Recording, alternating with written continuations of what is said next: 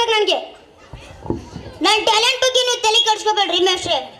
ಅಬ್ಬಾ ಅಷ್ಟೊಂದು ಟ್ಯಾಲೆಂಟಾ? ಹೌದ್ರಿ ಮೇಷ್ರೆ. ಹಾಗಾದ್ರೆ ನನ್ನ ಹೆಸರು ಉಳಿಸ್ತೀಯ ನೀನು? ಪಕ್ಕ ನಿಮ್ಮ ಹೆಸರು ಉಳಿಸ್ತೀನಿ ಮೇಷ್ರೆ. ಅದೇ ಪ್ರಶ್ನೆ ಕೇಳ್ತೀರಿ ಕೇಳ್ರಿ. ಫಸ್ಟೇ ಕೇಳಲ್ಲ, ಪ್ರಬಂಧ ಕೇಳ್ತೀನಿ, ಬರುತ್ತಾ? ಬರೀತೀನಿ ಬಿಡ್ರಿ ಮೇಷ್ರೆ, ಹೇಳ್ರಿ. ಬರಿತೀಯ? ಸರಿ. ಹಸು ಹಸು ಬಗ್ಗೆ ಪ್ರಬಂಧ ಕೊಟ್ರೆ ಏನು ಬರಿತೀಯ?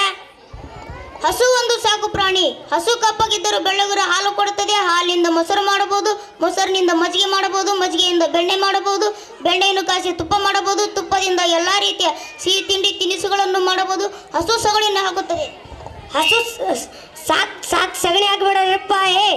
ಶಬ್ಬಾಷ್ ಕಣೋ, ನಾ ತಿಳಿದಷ್ಟು ದೊಡ್ಡ ಏನು ಇಲ್ಲ ನೀನು. ಮೆಚ್ಚಿದೆ ಕಣ, ನಿನ್ನ ಮೆಚ್ಚಿದೆ. ನಾನೇನು ಸುಮ್ಮನೆ ಬಾಯಿಗೆ ಹಸು ಅಂತ ಬಂತು ಹೇಳಿಬಿಟ್ಟೆ. ಅಕಸ್ಮಾತ್ ಬೇರೆ ಟಾಪಿಕ್ ಕೊಟ್ರೆ ಏನು ಬರಿತೀಯ? ಕೊಡ್ಲಿ, ಅದಕ್ಕೂ ಬರೀತೀನಿ. ಹೌದಾ, ಅಷ್ಟೊಂದು ಟ್ಯಾಲೆಂಟಾ?